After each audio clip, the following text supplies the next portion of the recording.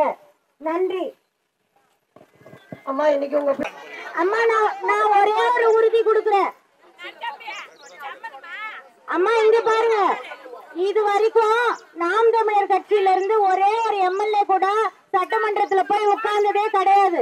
எங்க கிட்ட அதிகாரம் இது வரைக்குமே கிடைச்சது கிடையாது. 13 வருஷமா நாங்க இதே போல மைக்கில் நின்று கத்திக்கிட்டு இருக்கோம்.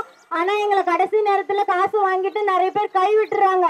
அதனால நாங்க உள்ளே நுழைஞ்சது கிடையாதுமா. எங்க கிட்ட அதிகாரமே வந்தது கிடையாது.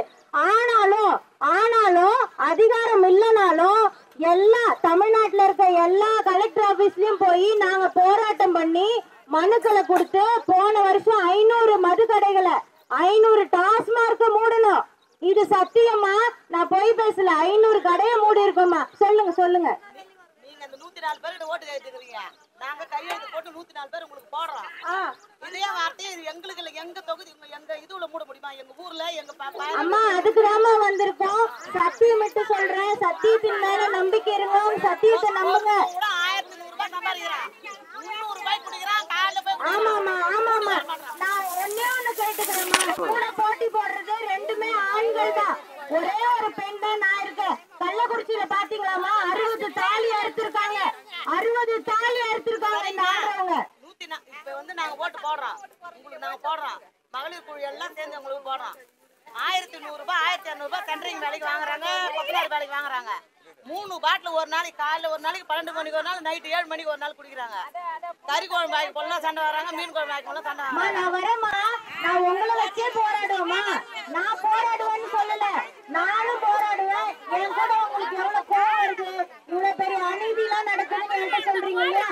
நான் இப்ப இங்க ஒரு டாஸ்மாக் கடை இருக்குன்னா முன்னாடியே போய் உட்காந்துருவேன். என் கூட வந்து எல்லாரும் உட்காருவீங்கல்ல, ஒரு 2 நாள் சாப்பிடாம கொள்ளாம இடத்தை விட்டு அசைய மாட்டோம்னு உட்கார்ந்து இருந்தா அதை மூடுவானா மூட மாட்டானா?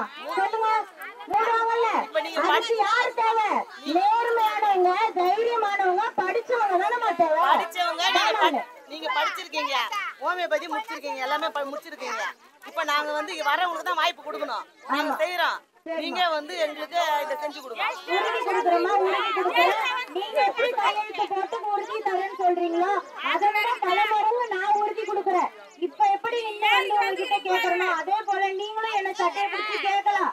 நானும் வந்து போராடுவேன். இது உறுதி. காலையில இத்தனை குழு இருக்குது, எல்லா மகளிரும் சேர்ந்து நாங்க செய்யறோம். சரிம்மா, நீங்க உங்களுக்கு என்ன தேவை நாங்க செஞ்சு தரோம். பெண்களுக்கு செய்யறோம், ஆம்பளைங்கமா செய்யல. ஆனா நீங்க எங்களுக்கு செய்யறத செஞ்சு கொடுக்கணும். முடியலன்னா நான் கேட்பேன். இந்த மிஸ்ரான் தண்ணி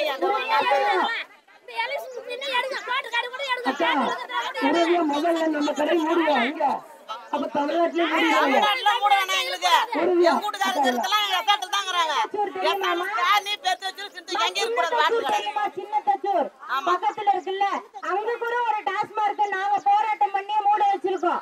மூடிட்டாங்க. கேட்டு பாருங்க, உங்க ஊர்ல வர தெரிஞ்சவங்க இருந்தா கூட கேட்டு பாருங்க. பேத்து வச்சிரு பேர்ல இருக்க கூடாது கடை. சத்தியமா இருக்காது.